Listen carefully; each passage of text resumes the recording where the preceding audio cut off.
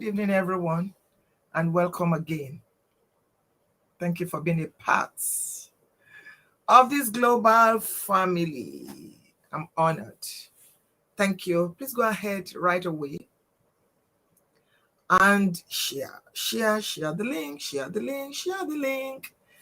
link, because it's going to be hot again tonight. Fantastic. Welcome everyone from around the world. I appreciate you. Navigate with FFA. Good evening, good evening, good evening. My guest is already in the house and we're hitting the ground, running. Thank you. I see your comments and I'm grateful to God for all of you. Thank you. Please go ahead, share the link, so people can join tonight. Ooh, parenting. The child you nurture will nourish you in the evening of your life. The child you nurture will nourish you in the evening of your life. The child you spend time, quality time with today, pouring into, will nourish you tomorrow. Times have changed. There's no perfect parent anywhere. So we are learning every day. Tonight, I have in the house a specialist. He was here last week. This is the first time I'm repeating a guest back to back. That tells you something. Mr. Praise Fowowe is a blessing. And I'm so honored to have him here in the studio tonight. My opening remark is that the child you nurture today will nourish you in the evening of your life. Good evening, Mr. Praise, and welcome. Good evening, Ma. Thanks so much to be here. I like this African couple. Hey, I hope tonight, African parents, I hope we are safe. Much, Ma, for the opportunity to come back again. I do not take it for granted at all. Thanks so much for all you've invested in us over the years, over 20 years. Thank you, Ma. Thank you so much. You're so welcome. We thank God for your wife that has allowed us to continue to have you. We're grateful that she's sharing you with the world. We thank God. God bless her and your children. We do not Amen. want to assume. Thank you so much. The floor is all yours tonight. We want to, as I've advertised, we want to learn about parenting. I don't want you to hold anything back. Okay, the times are changing. Yes. How my parents raised me is different from how I'm going to raise my kids. Yeah. You know, my husband keeps saying that in the olden days and all that. So we're parents and we're here and we want to learn. Please, someone is asking, how do I share this? We're telling them to share the link. Please reply. God bless you, the team. Please go ahead, Praise. Thank you very much, Ma, and good evening, good afternoon. It's noon here, wherever you're joining us from.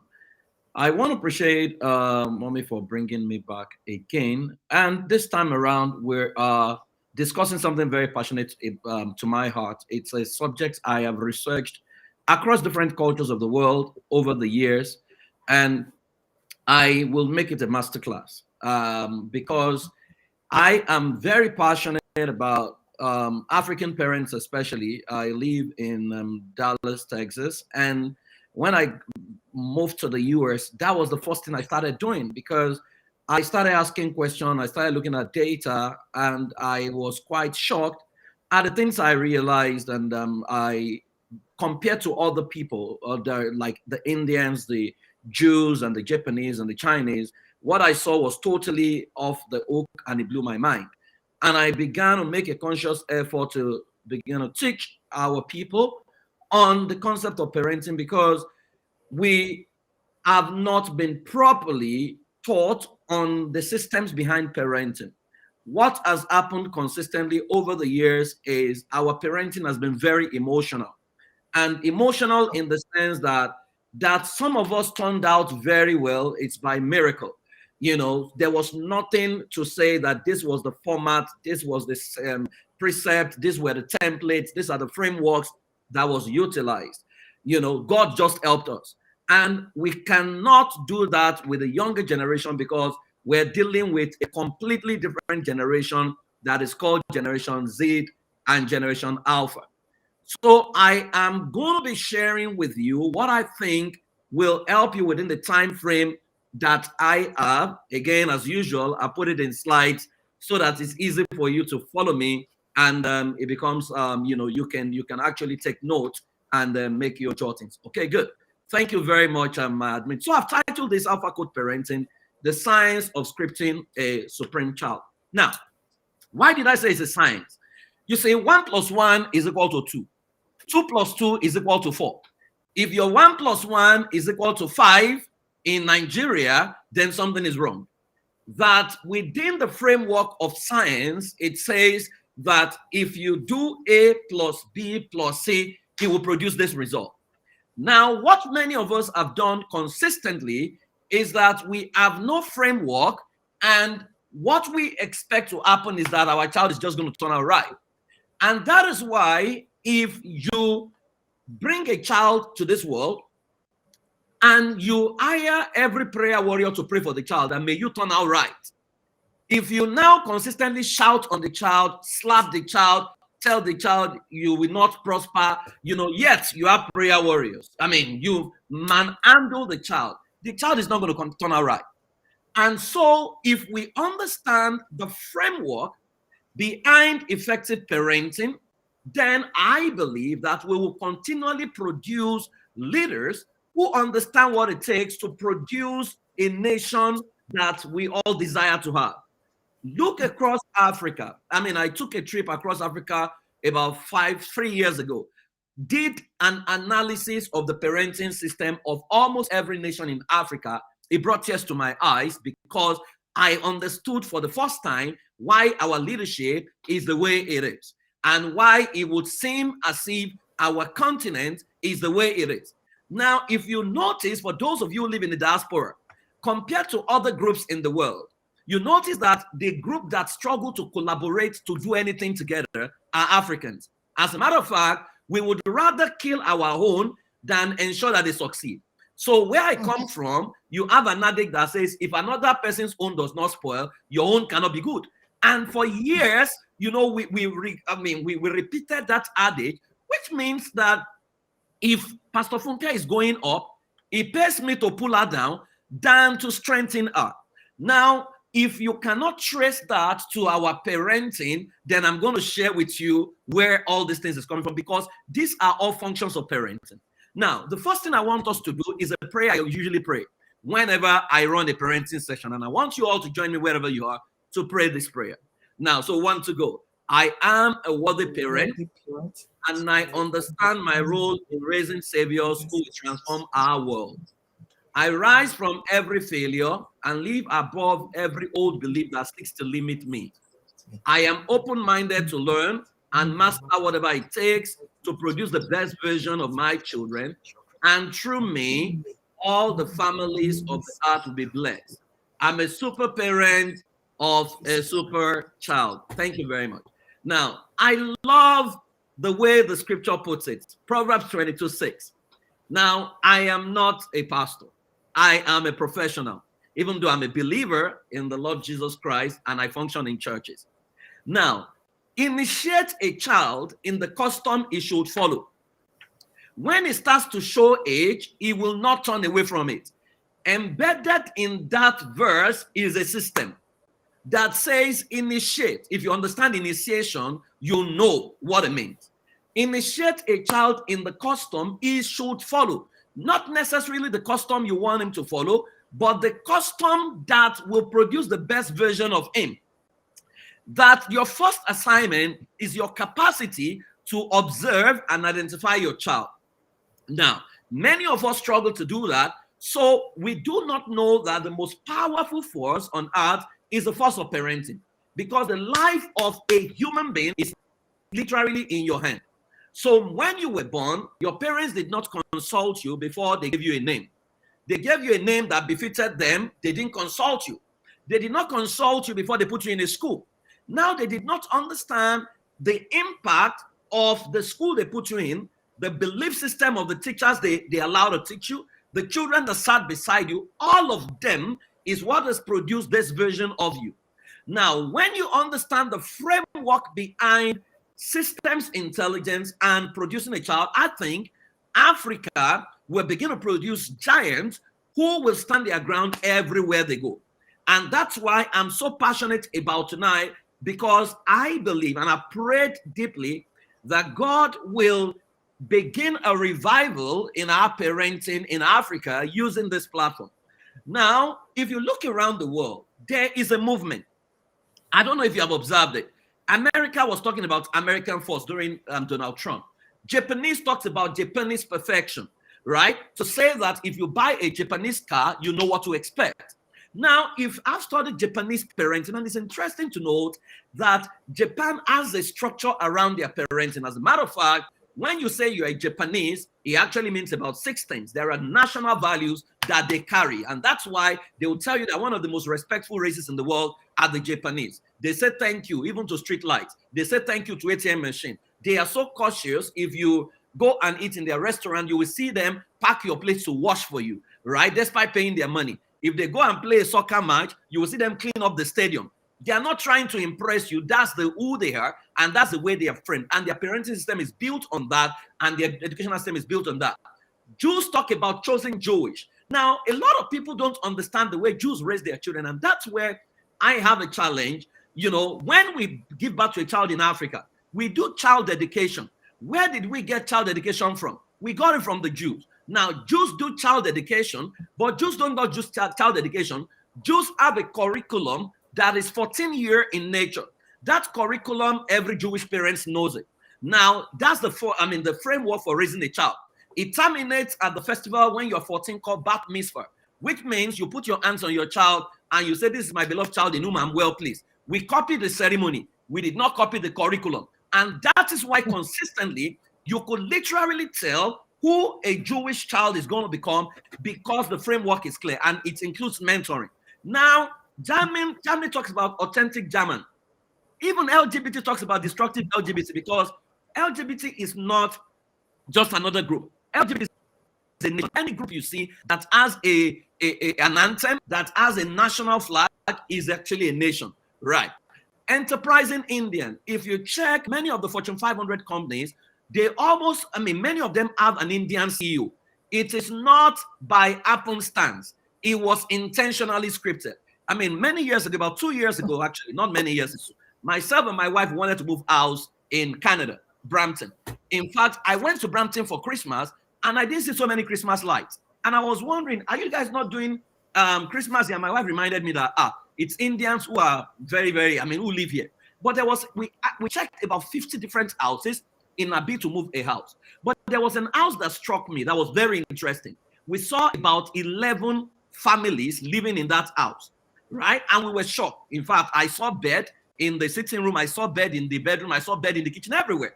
Now, I wanted to find out why they were moving. And so I researched a little bit, and they told us that they were leaving because when they got to Canada, they felt it was inappropriate for each family to go and rent a house for $2,700. So they decided to stay in the same house, and they told themselves that until the last family gets their third house, they will not move apart. So the last family out of the 11 has just bought their third house, which means each family had three houses. So that was why they were moving apart. Now they were moving apart to go and replicate the same model for the other Indians who were just coming in. Now, I decided to research a little bit to say, how are they able to do this when two Africans cannot even stay in the same house together and share things? Then it dawned on me that there's a concept called fraternity. Fraternity means that, the only place you compete as an Indian is within India. That when you step out of India, you extend the frontiers of India to the rest of the world. So when you step in, you have villages that you step into, so you are able to collaborate. Interesting. Now, there was another story of my friend who was going to buy a house, and the house was 1 point something million dollars. And the house was owned by a Jewish girl who was 21 years old. So we wanted to find out how was a 21-year-old girl able to afford a 1 point something million house, and she wanted to sell it. Then the girl said that, do we know that when you give birth to a child, right, in the Jewish community, in some Jewish communities, your grandfather took a life insurance policy on your behalf, and he begins to pay the premium, and he hands over the wealth to you at 18. So that is what they mean by a good man leaves inheritance for his children's children. Now, we are quoting it. They put a structure around it. Now, so when a child is 18 as a Jewish child, it's not starting from scratch. It's not starting from poverty, because parenting already took care of his future even without him knowing. Now you have the wealthy Arab, sovereign British. The question is, where is Africa? Now, Africa, we don't know where we are, because instead of collaborating to become great, we seek to bring ourselves down. And it's a function of our parenting. So you look at everywhere. Everywhere is full of natural resource with low human resource and no systems resource. Our natural ability becomes genius once the right system is in place, right? So you realize that it's not as if we are totally bad. It's just that we have not put a structure around the system that becomes make parenting becomes replicable. So if you look at the index in 2020, they said the 12 worst countries to live in. If you look at the entire list, you will find Africans all over the place. Now, you need to pay attention to what I'm saying. And because I'm not here to defend anything, I'm here to show you what research says and to present a framework that begins to help us. Because every time I share, people say to me, Praise, you don't know what you are saying. Our parents, they discipline us, Then I ask them a question. Do you know the meaning of discipline? Because the Latin word discipline is the word disciplina. The disciplina means to groom, to raise, to help, and to disciple. Within the context of discipline, there is no yelling, there is no shouting, there is no squeezing of face, there is nothing like that. But there is another word. The word is called domestication. Domestication is the Latin word domesticatus. It means to tame and to clip wings. So every time you say to your child or your parents say to you, I'm going to tame you in this house, I'm going to clip your wing, they are not disciplining you, they are domesticating you. There's a third word called punishment. The word punishment is the Latin word punire. Punire means to inflict pain or to avenge, right? So when you understand that, you ask yourself, what your parents did to you that you call discipline, was it discipline, domestication, or punishment? Now, if you look at the 12 worst countries to live in 2020, you find us all over the place. Now, the question I began to ask when I started my research is that why are Indians, Jews, why are Japanese, Chinese, and the Emiratis able to effectively produce a predictable result that Africans have not been able to predict? If you want to know what is happening, you need to just live in diaspora. I mean, I've lived in Canada, I've lived a bit in the UK, and I've lived in the US. It's the same story everywhere I have gone. I've run seminars on parenting across different countries, and when I sit with my people, it's almost the same situation. I was leading a group leading a conversation in New York, and I saw a lot of young people just came in. They were complaining that the older Africans were not showing them the way. And so I was midwifing the conversation. Guess what the older Africans were saying? They were saying that if the young people don't suffer what they suffer, they will not understand what it means to acquire the wealth they acquired. And I asked, what kind of generation are we that our young people need to suffer what we suffer? Shouldn't there be an improvement at what we have suffered? They don't have to suffer it. But you see, that is the way we behave in many of the cases. Now, so this is what is happening. The Chinese, the Japanese, the Jews, the Indians, the Arabs, they have a clear agenda to take over the world. The agenda is very clear. So what they do is they spot the potential of a child and educate that child without emotions to become a part of an indispensable race for the world. What we do most times is we raise a child to become independent, to be better than his mates and good-natured, even if it means having others for the rest of his life. So every parent wants to raise a godly child. When I ask them, what is the definition of a godly child? They don't know. they begin to say a godly child is a child who is quiet, who is obedient. Obedient to what? Right? Because you want the child to be obedient to you so that it doesn't argue with you, right? Not because you are godly, because it takes someone who is godly to raise a godly child. So there are templates when it comes to godliness that we don't even understand.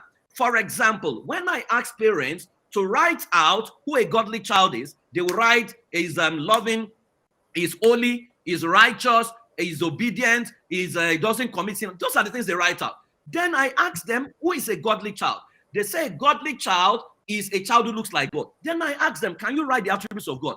Then they say God is omnipotent, God is omniscient, God is all-knowing, is sovereign. Then I say, why didn't you put omnipresent to a godly child? And they said to me, there is no human being that can be omnipresent. Then I ask them a simple question. Do you know any child on this planet who has innovated anything, created anything that is all over the world? Then they begin to mention Mark Zuckerberg. Then they begin to mention Coca-Cola. That is omnipresent. Then I said to them that you don't even know that your child has the capacity to innovate what can go around the world, means that you are going to damage your child, because your child is like the shark, you are the aquarium. The shark cannot outgrow the aquarium. So in your bid to raise a child, you can be damaging the child. So here is the script. While some people are raising those that will own the world, others are producing those that will serve those who own the world. So we are comfortable to raise a child, and we are proud, we pride ourselves, my child is now, a graduate, is a PhD holder, but where is your child going to work? And I say it humorously, that if other people are building Fortune 500 companies or unicorns, and our own children, or what we are building African stores, right? By the time our children graduate, we can only hand over what we have built to them. So what are we going to hand over to them? So if the Indians are handing some of the top companies to their children, we're going to hand over African stores. So it still means that they're going to rule us, or our children will go and work for them. Now we need to begin to ask ourselves, are there missing links? Because you cannot outthink yourself. So what I have realized is our worldview sometimes could be very, very narrow. And what we're going to do today is to expand it a little bit so that your child can become the best version of himself. We need to understand that there are scripts we need to flip intentionally. So while others are trying to raise a successful race, we are trying to raise a successful child. A successful race, however, we always rule over an individual. The individual will be subservient to a successful race, which means if we don't learn to collaborate to produce the future, then the people that can collaborate to produce the future will rule over what we are bringing together. Because when it comes to global economics, everybody will bring their products to the market. Moses dropped his rod, it became a serpent. The magicians dropped their rod, it became a serpent. One serpent swallowed the other, which means if your superior service delivery is present in the market, it will swallow the inferior service delivery. Now, in the diaspora, this is the present reality. It is now a known fact that Nigerians, for example, are the most educated minority in Africa. Now, if we are the most educated minority, the question is, why has our education not translated to power? After all, we say knowledge is power. But you know what I found out? It means that it's a type of knowledge that produces power, not every knowledge. So you can just acquire knowledge and become a professor at nothing and not become powerful, simply because you have not been scripted to believe that you can be powerful. So in my research, I began to realize that the distance between our present reality as African parents and the future of our children is intentional scripting. I was brought to a university in Canada to lead the conversation about the future of African children in North America. And when we were having that conversation, I was making a presentation to them on what my research findings saw. So when people move to different countries, we migrate for safety and better life. Other cultures are migrating as a strategy for occupancy and influence, right?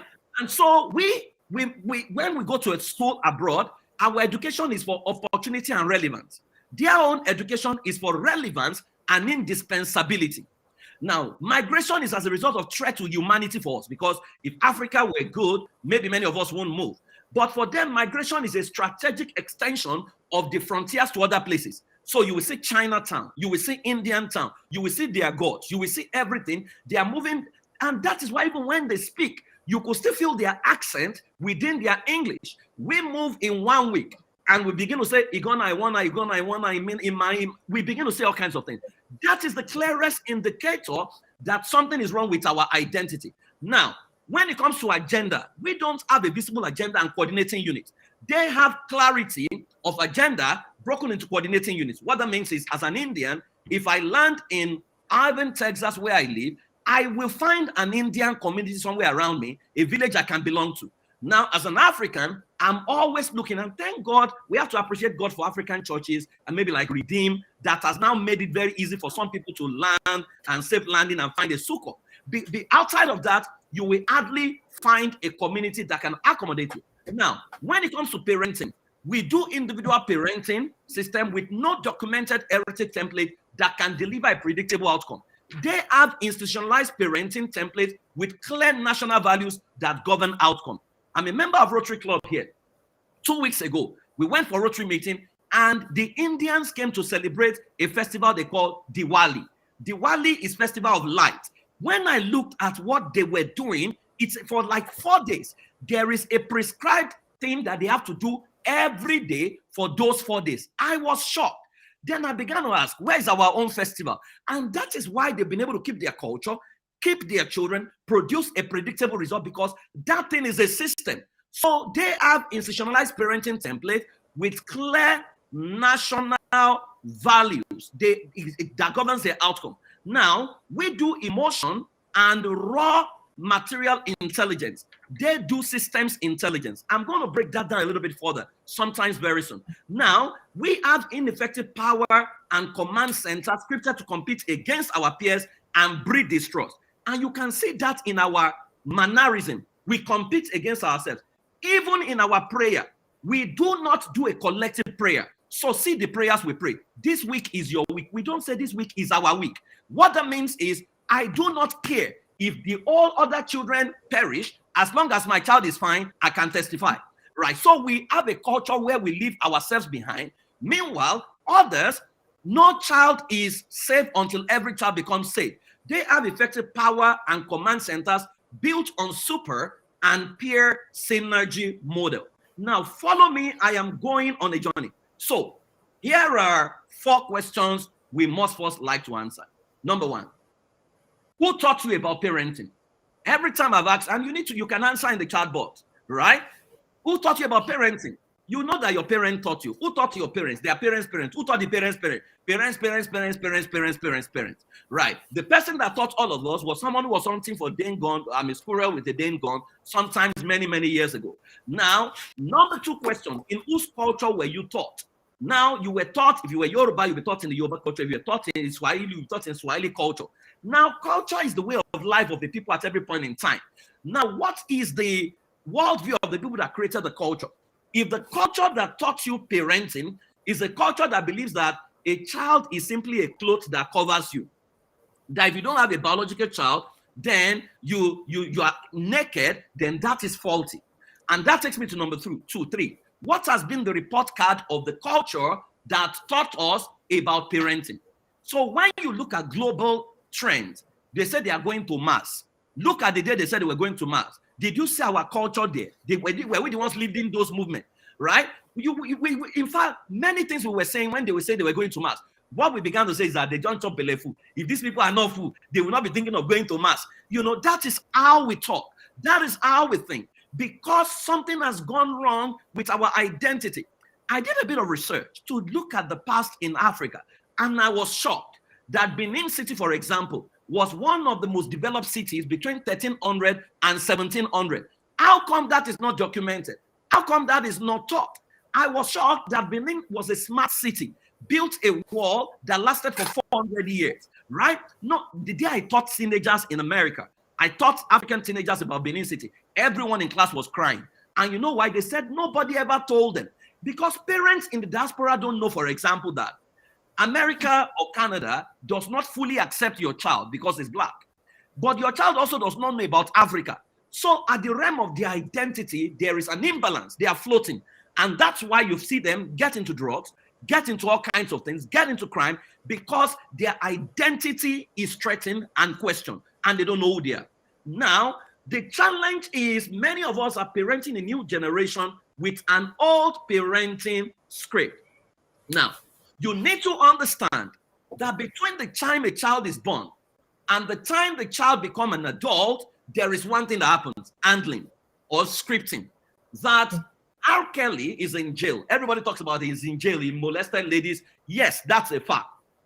But who was R. Kelly as a child? His mother would leave him with 5 other women while she went to fend for him.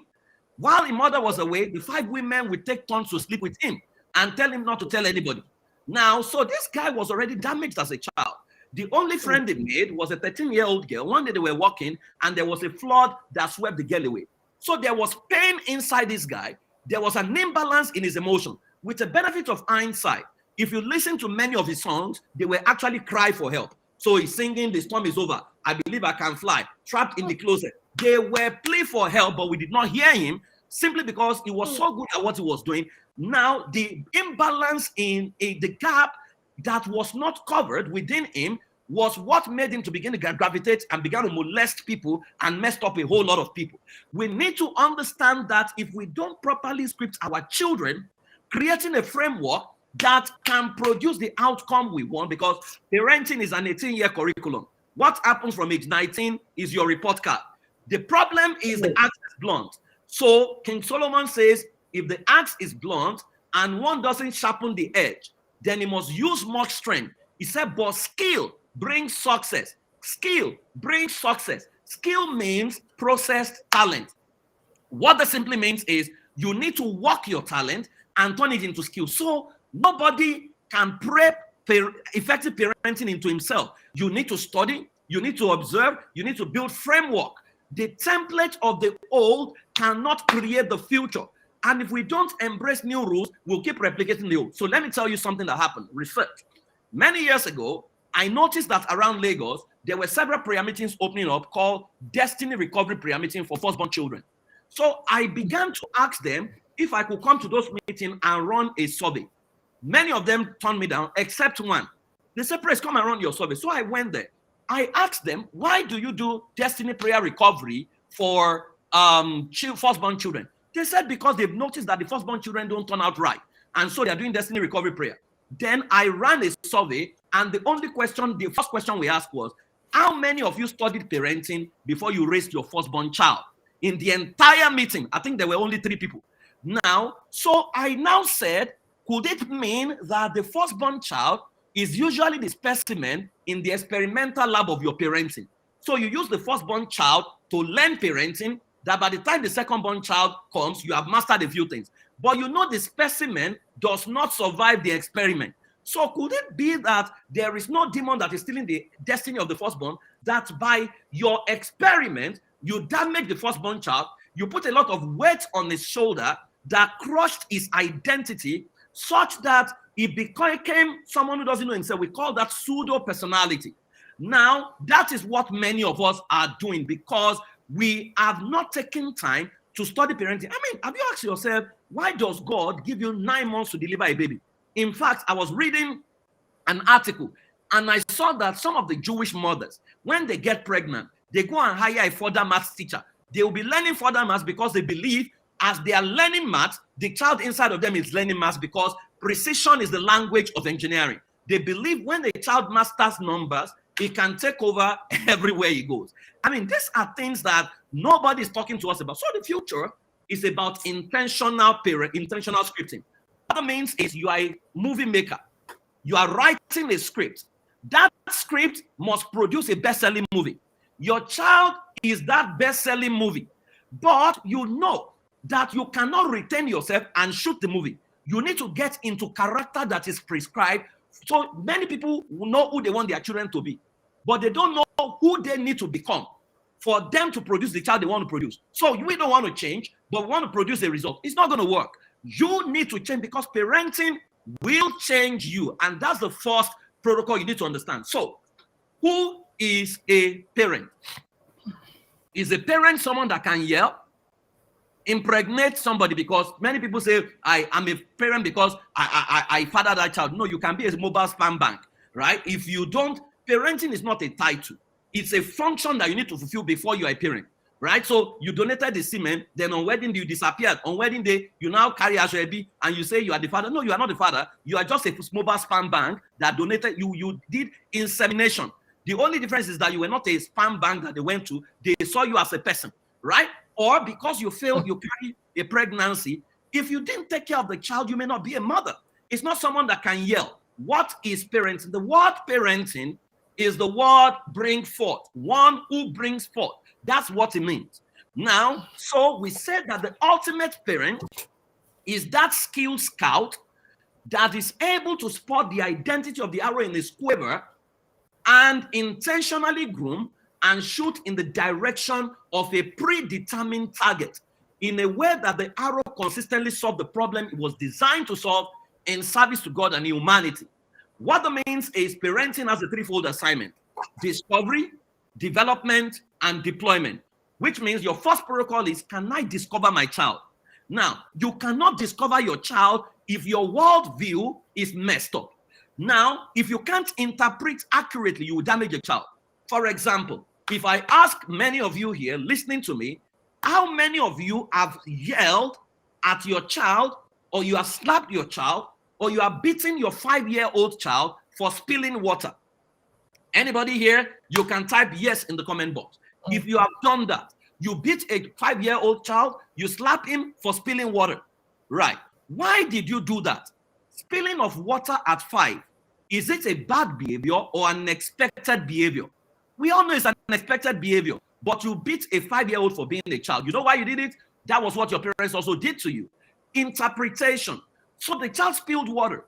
It's messed up the spilled water. It didn't even mess up. He was trying to play. Maybe he went to a swimming pool. He saw that there was water and he was able to swim. He was trying to replicate the same process in the house. Or he saw you mop the house and he felt, oh, I can do what my mom is doing. Went to bring water and splashed it.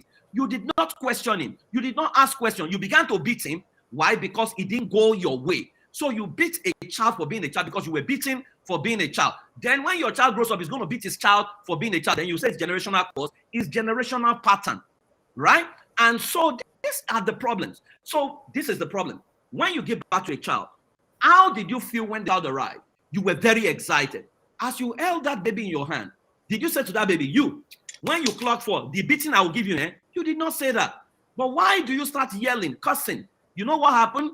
You did not grow, or you did not understand the psychological change that is required at every milestones in the developmental stages of your child. So when your child sat down and could not walk or could not crawl, you were bothered. But when the child started crawling, you did not factor that once he starts crawling, he will start pulling things down. So he broke your plate and you were upset. You began to beat him. As if the child told himself, today, I'm going to break mommy's plate. Today, I'm going to destroy mommy's phone. No. Then when the child was crawling and he was not running, you were bothered. But you did not know that once a child starts running, there is no peace again in the house. So when he started running, the running became a problem to you. And to curtail his running, you started beating him. You started yelling. You are disturbed. I always say to people, if you know you cannot raise a child, don't bring a child into this world, right? So when the child became a teenager, you did not know that as a teenager is a growing adult. Is going to be able to challenge everything you have ever taught him, because when a child is less than 3, he believes that my parents know everything. Between 4 to 6, he believes that my parents know a lot of things. From 7 to 9, he believes that my child knows, some things. From 10 to 12, he believes that my parents know a few things. From 13, teenage years, he believes my parents know nothing, right? And so we said that you cannot be a child's teacher without first of all becoming their student. So can you discover your child? If you walk into a room and you have a 12-year-old, 2 legs to the wall, sleeping at 2 a.m., how will you describe that behavior? If your description of that behavior is that your child has joined witches and he has gone for meeting, it means that the people who schooled you, who mentored you, were the arbiters, the Kotoye, the Ayamatangas, and the funny things that we loaded our brain with when we were growing up. Your default should be, can I be curious to ask, why is my child sleeping like this? Is this a new sleeping style? Can you try to learn? But we do not do that. So if you can't discover, How do you develop a child? If you can't develop a child, how do you deploy a child? And let me say this carefully. Your child is not a compensation for what you couldn't achieve in your life when you were growing up. So don't make your child into a compensation. Number two, your child is not a retirement benefit when you grow old, right? You need to raise your child without losing yourself. Because if you lose yourself, that your child will give to you in your old age is not cast in stone. What your child must bring must be honor, not necessarily what you want to live with for the rest, because you might become bitter if your child does not bring what you're expecting him to bring. And I don't want you to live your life in bitterness. So don't lose yourself. Plan for your future. If your child now brings, it is honor, right? So discovery, development, and deployment. Those are the threefold assignment of parenting. But there is a challenge. You are raising a new generation. That generation is called Generation Z and Generation Alpha. I always say to parents humorously that is the generation that God has sent to question us about everything our parents got away with. They will question you, everything you are doing. One day my son said, Daddy, we pray about God in this house. Can you bring God down? Now let me take a selfie to go and show my friends in school. Now, how do you respond to that question? Right? Because I couldn't even ask my parents those questions. One day we're teaching about love in the Bible. And my son asked a question. He said, Daddy, you say God is a God of love. Why did he tell Moses to go and kill an entire village? I was trying to remember I tried to think of what to say to him. Then he said, if we are members of that village and they killed us, would we say God is good? And he said, these people that they killed now, where will they go, to heaven or hell? These are questions because the games they are playing is a fast thinking game. So they are thinking faster than we are thinking. So if you do not understand them, you are going to get into trouble, because loud and bold is the new right in their world, but the strategy system is often the winner. So while they are bold, while they are loud, you need to become very strategic to win. So who are Generation Z and Generation Alpha? I don't want to bore you with pictures. I'm going to tell you 4 things you need to know about them. Number 1, their identity is not defined in their quest for truth. They are very open-minded and they love to express individual truth. That's why in Nigeria, they are called Sorosoke. Now, you need to respond to them by managing perspective to the power of questioning. Why do you think like this? And how do you think like this? Don't say, shut up, keep quiet. No, you can't keep them quiet, right? They will not keep quiet. So you need to engage them and be able to try to understand using questions. We call it the stealth system. You bypass conscious resistance, ask them questions to lead them back to the right values. Number 2, they are radically inclusive and connecting to different truths. They understand everyone's style. That's why they are digital natives.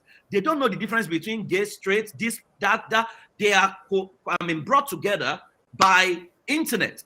So what you need to do before they are 12, you need to blow them into an intentional tribal ideology that is built on love, equality, and fairness, but leave room for respect for others. That's what I'm going to say to you, mothers.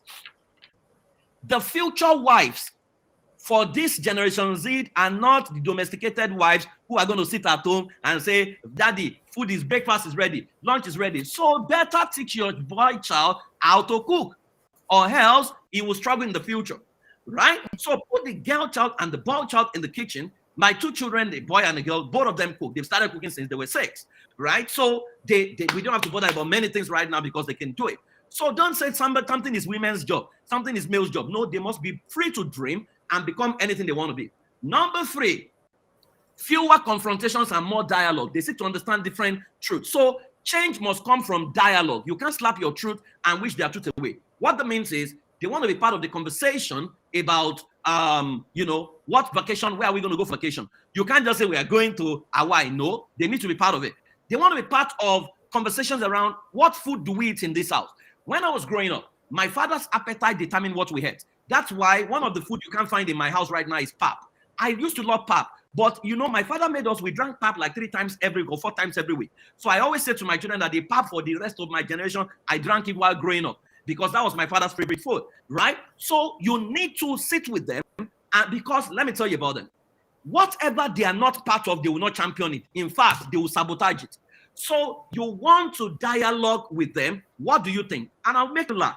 Before we got married, Because I'm in the family life space, so I understand how to build family system. Myself and my wife, we created a family vision, our family values. We had our DNA creed and everything. One day, I think last year, I went to Canada to visit, and my daughter said, "Oh, Dad, we need to have a family meeting." I said, "What's the family meeting about?" He said, "This vision that you have," he said, "this vision was created before we were born. Now that we have grown, can we make input and adjustment on this, your family vision, so that it can also incorporate our collective desires?" Myself and my wife looked at ourselves and said, "Okay, no problem. So what do you want?" So we had to sit down and rebuild the entire process, rebuild the entire family constitution, and we looked at it and they said, "Okay, now this reflects what we want." Now, I couldn't have that conversation with my father. In fact, I could only sit with I started sitting with my father when he was 60, right? I couldn't, to go and talk to my father, you need to do sign of the cross, right? But that is Generation Z and Alpha for you. If I didn't know that, I would have been fighting them. Number 4, they are realistically pragmatic, looking for truth behind all things. I'm not giving to stuff that can't be proven. That is why if they ask you questions, if you don't know, tell them, "Can I get back to you?" Don't just open your mouth to answer, because they will check Google. In fact, most of the time, the question they're asking you, they already researched it. They are just coming to check your intelligence. And if you mess up, they'll just be laughing at you that this person doesn't know so much.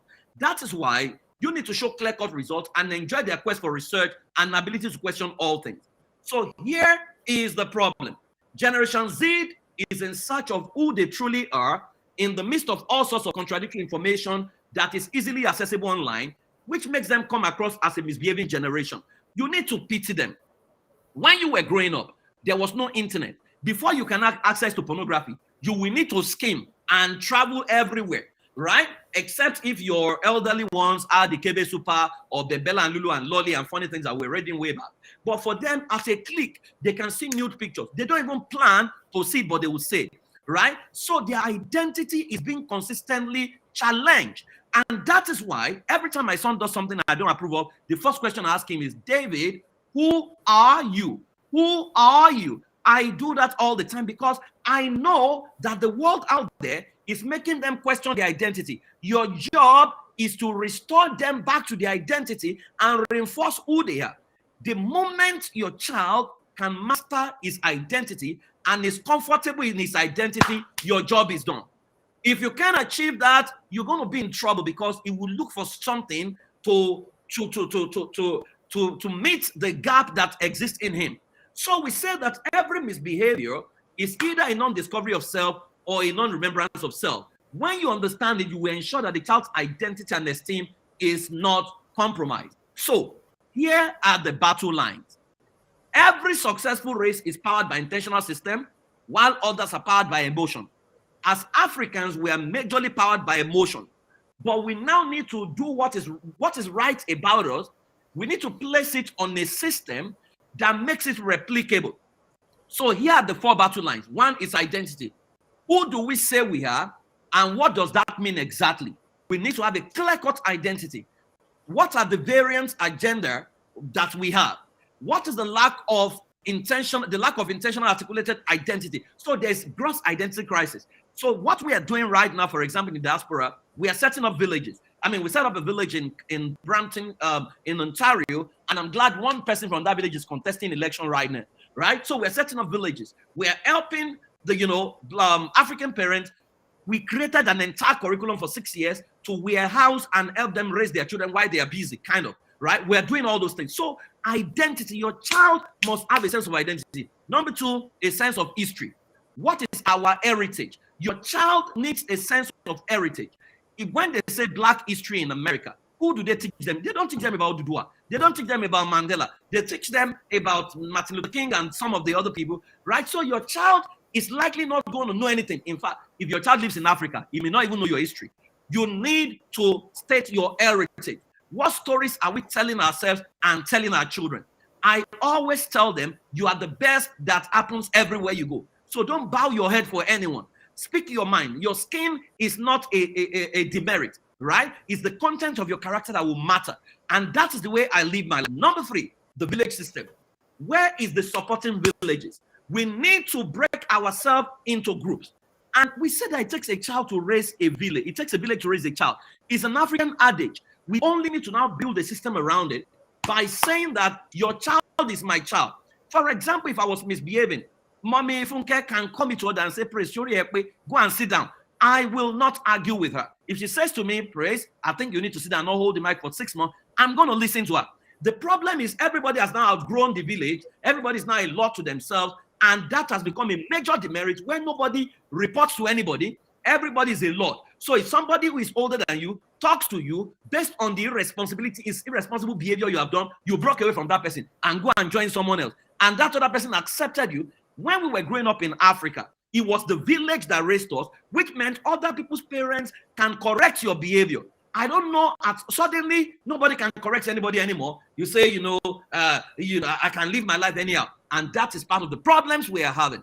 Where is the parenting template? We don't have it. And the last one there is the mission. Why are we here? What does success mean to us? And who do we represent? These are critical questions we need to answer. Now, how do we position? So I'm going to begin to show you the solution, and I'll just show you about 5 things, and we will be done. Maybe I can take questions. If not, we will be done for today. What must we do, and how do we position? The best of the old templates is our present report card. So what you see in Africa today, all our things say our family system is good. There's everything we say we have done is where we are right now. The question is, look at all the African countries. Do you like what you see? Right? So when I hear parents say to me, you want to, Oyibo, they messed up their children. Oyibo have messed up their children, but it's the Oyibo place that we are now, isn't it? Right? Because we need to check ourselves. If something has not worked, if it has not produced the result we desire, let us be honest with ourselves and say this has not produced the result that we desire. Because when we say, as a child, you can't look up to adults and look straight at them in the face. What is in the adult face that we can't see? Is that not why people were molested? How they were molested? So how do we position, and what do we need to do? Number 1 is what we call personal heritage audit, PHA. Every parent listening to me right now, you need to do a personal heritage audit. Now, I can't break this down, because again, when I run a masterclass, this is an entire 2-hour class, this particular slide. Now, but this is the easiest way to do it. Number 1, what is common in your heritage, right? If you take a look back at your upbringing, at your great-grandfather, there is a pattern. Are you from a heritage of pioneers? Are you from a heritage of connectors? Are you from a heritage of managers? Are you from a heritage of marketers? You need to answer and profile that and put it on a system, because that same belief or behavior is in your child. Number 2, what could have been that wasn't with you and what went wrong? So we call that patterning. You need to check your history. Who were you from age 5, from age 10, from age 12? What are your pain points? Because traumatized people pass trauma to other people. So many of us, what manifests as yelling, as shouting, was the trauma we were subjected to. In fact, sometimes your child is playing and you suddenly say, go, just go and get serious. Your child's play is reminding you of the play life took away from you when you were growing. And so the only way to respond is to respond in anger. So what could have been that was with you? You need to do robot analysis. What is our parenting alignment charter? Let me explain that a little bit. If you and your husband, let's say you're married, if I ask you what is your parenting charter and you don't have, or you have separate ones, you are likely going to damage your child. So if you are, a permissive parent, right, and your husband is something else, it means you have PDP and APC in your house, or you have Republican and Democrat in your house. What begins to happen is the children look for the person who is soft. When they want to get away with anything, they go to that person because they know this other person. Unconsciously, they begin to attach hatred to the person who says no and love to the person who says yes. When they grow older, they will think that other person loves them and the other person hates them. So you need to come together.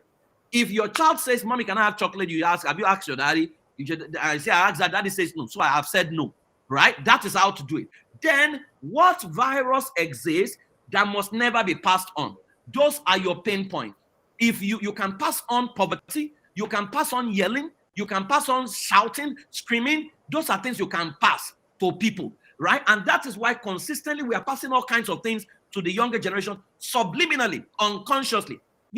I was sharing somewhere, I think yesterday, I was talking to a couple and I was saying to them that many of us have developed patterns that we don't even know where it came from. So you see somebody who says, I'm an introvert.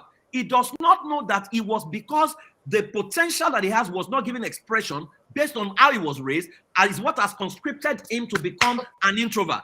But all his life is going to live another person's life and think he's an introvert. Meanwhile, it was the handlers that conditioned him to become an introvert. So you need to check, are there pain points in you? And how do you know?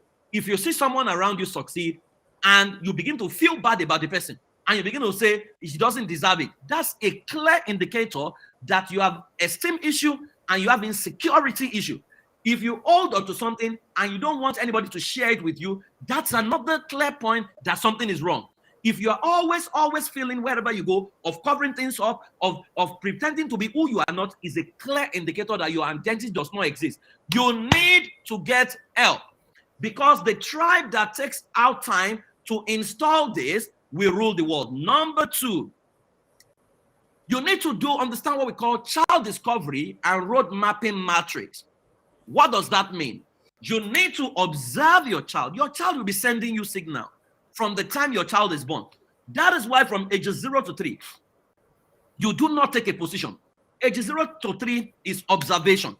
You are interpreting what your child is sending. I'll give you an example. When my son was 3, he started a crèche. So they invited me over. They said that my son was destructive. Immediately I said, no, my son is not destructive. And they said, so I said, why did you say this? He said, when he comes to school, he collects the pencil of his friends and he breaks them. So I said to the teacher, I said, have you observed what he's doing with those pencils before he breaks them? He said, we'll just be eating the table with the pencil. He said, that's this. I said, no, that's not disruptive. That's a boy playing instrument, is playing drums with their pencil. Unfortunately, he breaks. I said, but you were going to label him. So now the same boy rose and became a leader, a band leader in his school, right? And so sometimes the teachers are not always right. The other time, another teacher said, oh, my daughter stole something. I said, my children cannot steal. She doesn't steal. I said, okay, so what happened? Said that she goes to a talk shop and takes biscuits. And so I said, how does she take it? Does she hide to go and take it? He said, no, that they even see her when she takes it, the friends that she likes, she will give them. The ones she doesn't like, she will not give them. I said, that's not a thief. So by the time I went there, she said to me, Daddy, that place looks like our fridge. I just go there, I take whatever I want to take. I said, that's not a thief. Unfortunately, many children have been labeled and their parents have reinforced that labeling. Death and life is in the power of the tongue. Those that love it shall eat the fruit thereof. So they've called your child a thief. You didn't even investigate. Because even when they say your child is a liar, the psychology behind lie is that I do not trust your ability to take my truth. So to protect you from pain and to protect me from pain, let me sell a lie to you. That is why it's called narrative management. So you need to observe your child. Number two, you need to create what we call a perceptual code. Perceptual code says every child in this family is dash. What is that dash? For example, we say in my family, every child is a royalty. What does that mean? It means we cannot yell on royalties. We cannot scream on royalty. We don't slap royalties. We have conversations, right? So if anything goes wrong, I say, David, who are you? He says, I'm royalty. So do royalties do this? Right? Because we always overrate. My mother never beat me. My mother spoke to me. When I was smoking in school, nobody preached to me to drop cigarette. It was my mother's voice that came to me to say, if your mother comes to school now and she sees you with a cigarette, what's she going to do? I say, she's going to die. Right? I say, you don't want her to die? No. That was the last time I smoked. So we overrate beating because behavioral problem needs a behavioral solution. It does not respond to beating and shout. They are beating thieves who went back to steal again. So perceptual code. Who is a child in this family? If you say every child is a royalty, then the question is, who must we become to raise royalty? How do you correct royalty? How do you raise royalty? How do you groom royalties? That is a lot of work. We have to go and learn it. We have to learn how he operates in the palace. We have to master all those things, right? Number three, child scripting using users manual elicitation. I can't even talk about that. I hope some of you are registered for the users manual class, because if you do it for yourself, then you'll be able to do it for your child. Now, ferocious curiosity preservation using the student approach. Whatever your child is doing, you need to be a student, right? You need to be a student to your child to better understand him. If you come with the arrogance of a teacher, you will miss many things, right? And so if you don't master your child user's manual, your child is at risk. And why your child needs a user's manual is because people are coming to live with you. So every time my children, when they were in Nigeria, we go to grandma's place, I know my mom watches African Magic. We don't watch African Magic. So we say to her, please, you are not going to watch African Magic as long as they're there. She said, yes, I agree.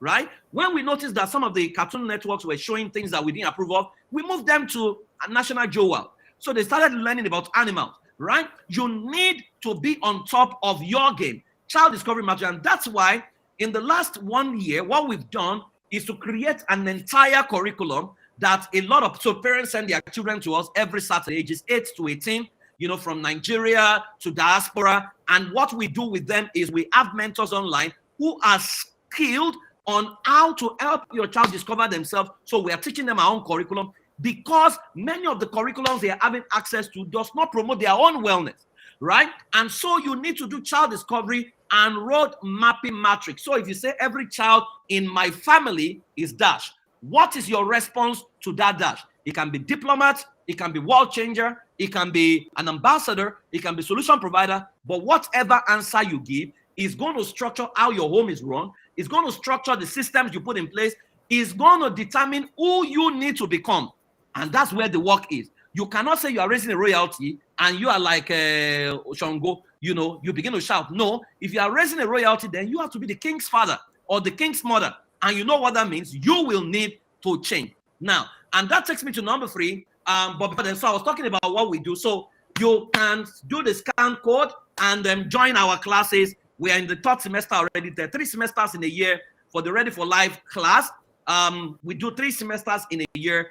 13 weeks with your children. So you can send your children, their ages 8 to 18. They can join into that class. But that's a responsibility we have taken in the diaspora to raise African children in the diaspora. The Nigerian version also runs simultaneously. Right. So you can join that. Now, number 3 is what is called, you need to research, embrace, and replicate a template that works. We call that aggressive parenting education. So you need to observe.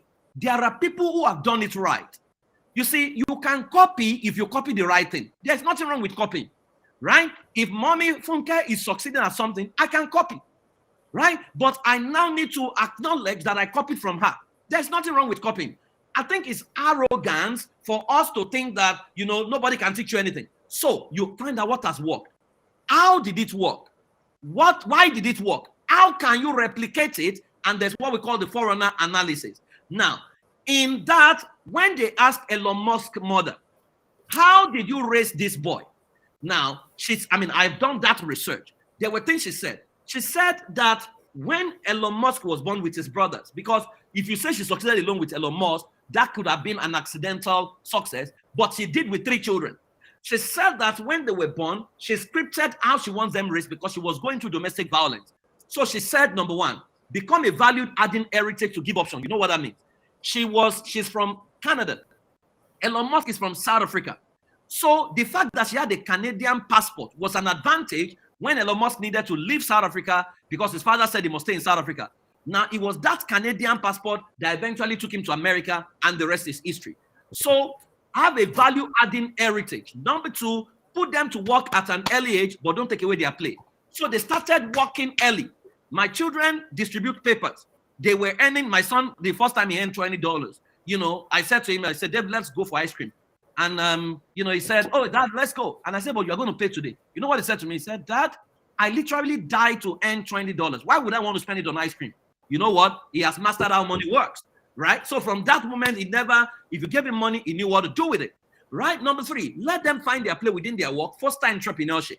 Of course, you can see what they have become. Treat them like adults without stealing their childhood. Teach independence. Let them follow their interests. Don't impose your interest on your child. Don't get them used to luxury. Promote resourcefulness, right? And so she taught them contentment. Then let them take responsibility for their own future, encourage fearlessness, and create the right environment. This was how the template to use to raise these children. You can do the same. And that takes me to number 4. Create the new village tribal ideology setting. See, guys, I can't overemphasize it. This is the real work. And I wish I had time to take you through this one, because it will require you to change everything you have been doing. You need to set your own, create system, that can promote the best interest of your child. So you are going to be answering the question, who are we? That's family governance. Within the family governance system, you are creating your family vision, your family values. You are creating what we call the DNA creed of your family. You are creating the legends of your family. It's almost as if you are building a new nation, right? Then you are finding what are the gaps that exist. Then number 3, who must we become?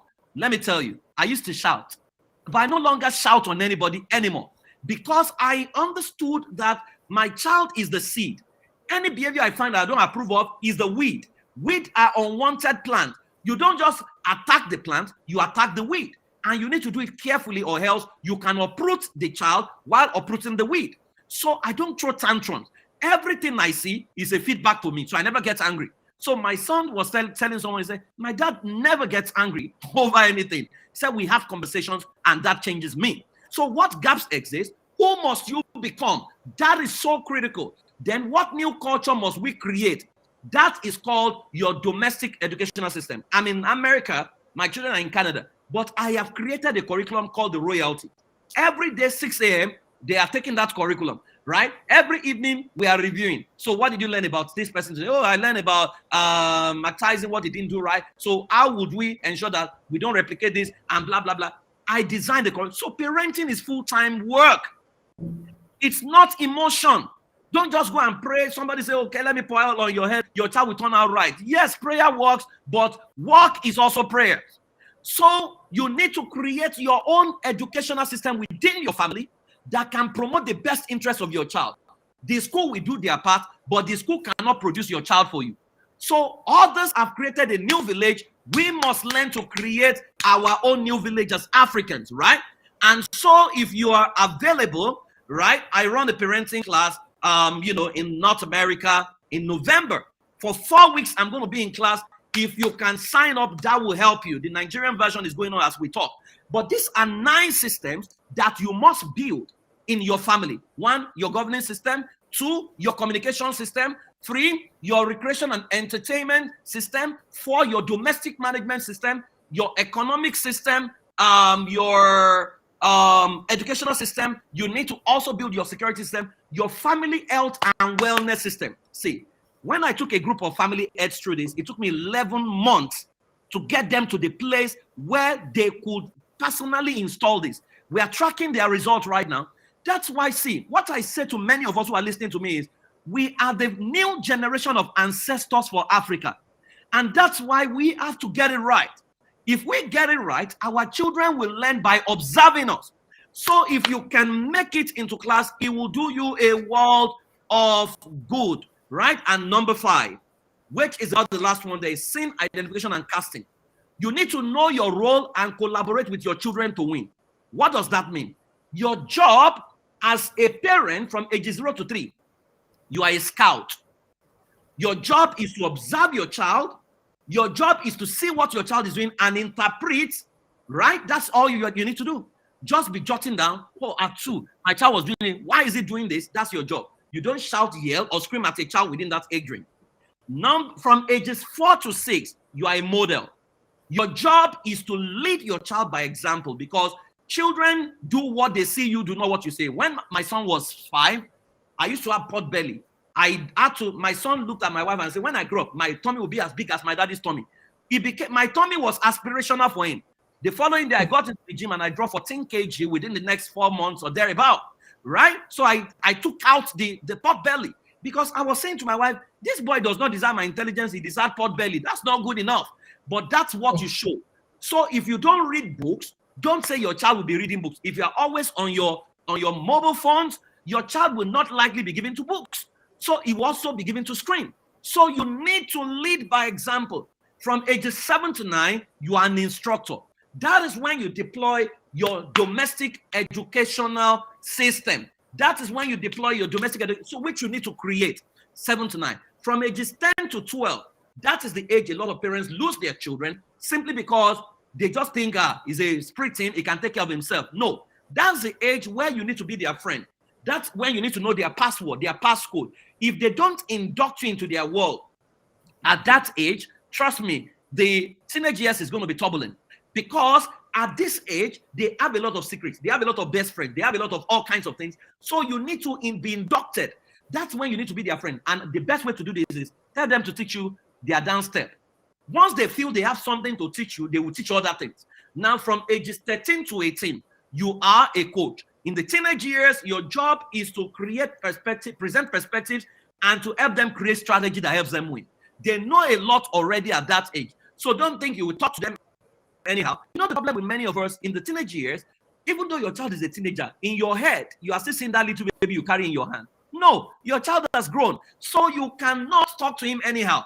His ego begins to respond to you. So your job is to be a coach. And what I say to parents who tell me, you know, Praise, I have a teenager, my teenager is fighting me, he's not listening to me. I say, you are pretending that he just landed on this planet as a teenager. What you do in your toddling years is the report card you find in the teenage years. What you do in the teenage years is the report card you find in their adulthood, because from age 19, you are a cheerleader and an advisor. Your child is no longer obliged to listen to you from that age, but if you have done a good job, they will still listen to you because your influence over them will be visible because you have done an excellent work. Now, let me tidy this session up by saying to you that parenting a genius is not just a prayer battle again alone. Prayer is good, but I told you last week, prayer is a combination of words, thought, and action, right? So we need to do the do and pray the prayer. We need to pray as if we are not going to work as if we are not going to pray. That's the equation, right? It's not longer individual parenting. It's now a battle of systems intelligence and tribal ideology in which the stronger and the most valuable will win. So what you need to do, find like 10 other families who have similar values with you. Create your own village together. Co-parent your children, right? That is the way forward, because the socioeconomic atmosphere is not good at the moment. We can't say don't go to work, but can you build system? System is what will win right now. I'm not around my children all the time, but I am in tune with what is happening all the time because we built a system. So you can build a system that works. Just like says, children are not things to be molded. Children are people to be unfolded. So your job is to unfold your children, and as they unfold, don't get angry. Adjust yourself and find what works. It takes a village to raise a child. The question is, where's your village? And who will make up your village? It's your responsibility to now create that village. But what will you be willing to do to truly raise a new generation of saviors? Let me tell you, like mommy will always say, if you don't pay for things, right, you will not appreciate it. This is a free masterclass. And usually what I do is, I always prepare to give my best, whether it's free or not, because not everyone will be able to come to masterclass, to the coaching classes. But what you have enough today is enough for you to totally go and tear apart what has not worked and begin to embrace what can work. So if you are available November, you are in North America or you are in Europe, you can attend Alpha Code Parenting. It starts November 5. It's for 4 weeks, every Sunday night, right? You have workbooks, you are working and designing things. All the people that have attended the last one, they've not finished designing their family code. But that is the place we need to go right now. We need to embrace systems intelligence and begin to help ourselves grow. There's an African proverb that says, a man who goes to the battle that requires a gun with a cutlass has already lost the battle. Guys, the next level of battle for our parent team is no longer a battle of cutlass. It's now a battle of nuclear weapons. And we need to be prepared. The question is, will you stick to your old tools or will you change to the new rules of parenting to win this parenting battle? I believe that everyone here, if we all take responsibilities, we can shift the base of power and raise over 50,000 new generation of ancestors. That is what I personally tasked myself to do. That I will warehouse other people's children, and I will co-parent with them to raise their children, because no African child is safe until every other African child becomes safe. I'm not going to leave them behind. There is a lot we need to do together, but we all have to take personal responsibilities for this. So if you can send your child to us, that would be fantastic. You can scan the barcode. And if you are a parent, you want to come to class, you can do that. You can sign up. We will teach you all you need to know, and we will collaborate with you to become a new generation of ancestors. We're going to end the way I started. So if you are a parent, we're going to pray this prayer again afresh. Are we together? 1 to go. I am a water parent, and I understand my role in raising saviors who will transform our world. I rise from every failure and live above every old belief that seeks to limit me. I am open-minded to learn and master whatever it takes to produce the best version of my children. And through me, all the families of the earth will be blessed. I'm a super parent of a super child. Let me say this before I stop talking. But guys, look into the future. Look at Africa. We don't like what we see. But you see, there is no leader we hate today that did not come, that's not a product of a certain parenting.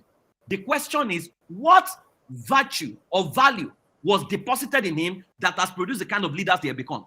If you check, many of them were products of pain. And that's why they're inflicting pain on the nations in Africa. The salvation of Africa is not in the political system alone. The salvation of Africa is in your family, is in your parenting. So why don't we all plan to raise the next level of generation of president who will deal with our nation with compassion? Who will understand that you don't have to steal? Who will understand that it's about the people and not about you? Who will become servant leadership? That is why I think the most important skill we all need in our world today is the skill of parenting. Thank you very much, Mommy, for having me. I am deeply grateful to you for this opportunity to share with the people. God bless you, man. Oh my God. Jesus Christ.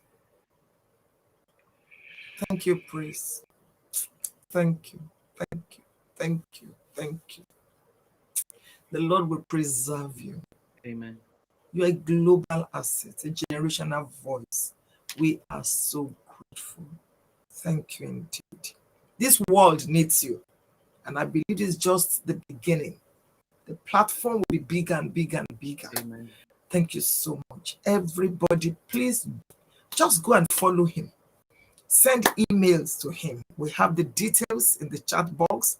You know, I am Praise Fowowe, a family therapist. Please just go ahead and go register.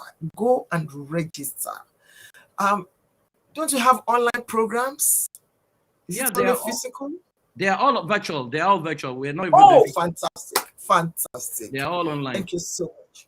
So those of you asking questions, does it mean I can no longer beat my child, you know? And then some of you were asking, does he have books? Mommy, can I quickly talk about that beating? Now, I'm not against beating your child, but there are questions you need to ask. Number one, never beat a child for what you have not taught him, because that would be unfair. Two, never beat a child without giving him chance to master what you have taught him. Three, never beat a child when there is no proof that beating can solve that problem, right? Never beat a child without giving an opportunity to explain why he did what he did to defend himself, right? Never beat a child when you are hungry because you are going to damage him. And never beat a child when there are other corrective measures outside of beating. You see, we overrate beating because beating does not solve a behavioral problem. If beating solves behavioral problem, you catch a thief today, they will beat them. They beat the thief. They almost killed him. Police bailed him out. They put him in prison. Yet he went to steal again. Right? We overrate beating. And I know where we are quoting in the Bible.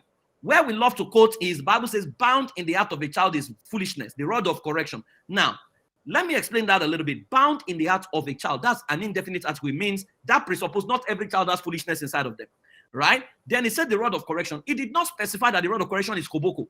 But because many of us have been through slavery, we think it's koboko.